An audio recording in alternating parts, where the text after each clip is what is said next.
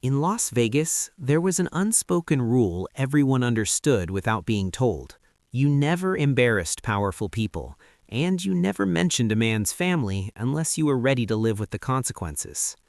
During the height of the Dean Martin vinyl era, one man forgot that rule, and he forgot it right in front of Dean Martin.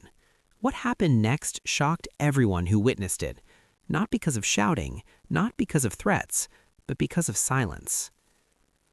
Las Vegas in the 1960s was a city built on lights, music, and quiet danger. The neon signs were bright, but the rules were dark. Power didn't always sit in offices. Sometimes it sat quietly in the front row, watching. Dean Martin knew this world well. By then, his voice was everywhere. His vinyl records played in homes across America. His sound was smooth, relaxed, and effortless. People often thought his success came easily.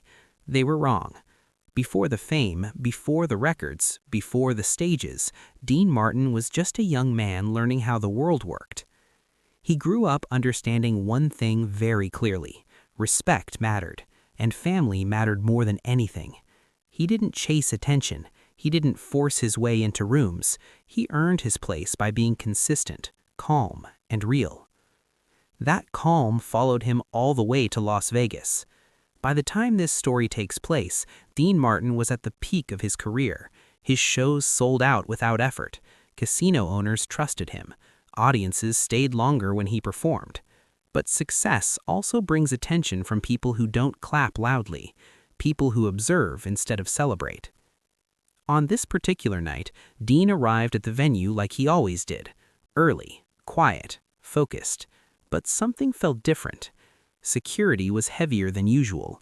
The front row wasn't filled with excited fans. It was filled with men in dark suits. Men who didn't smile much. Men who didn't need to. Dean noticed. He always noticed. Before the show began, someone approached him backstage. They asked if he could step into another room for a moment. It didn't sound like a request, and it didn't sound rude either. It was simply expected. Inside the private room, the atmosphere was thick. Several men sat quietly. One man did most of the talking. He spoke calmly, confidently, like someone used to being obeyed. At first, the conversation was polite. Compliments about Dean's music, his vinyl records, his influence in Las Vegas. Then the tone changed.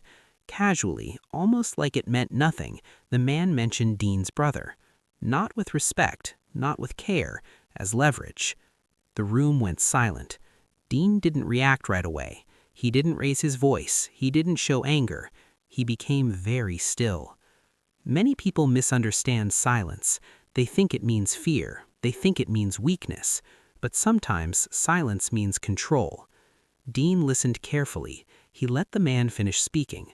When he finally responded, his voice was calm, steady, clear. He explained something very simple. He said his career was built on trust, that his audience respected him because he respected himself, and that his family was not a subject for jokes or pressure. There were no threats in his words, no insults, no drama, just truth. The kind of truth that doesn't need volume. The room felt different after that. The confidence on the other side of the table shifted. The man realized something important. Dean Martin wasn't afraid. Not because he was reckless, but because he was grounded.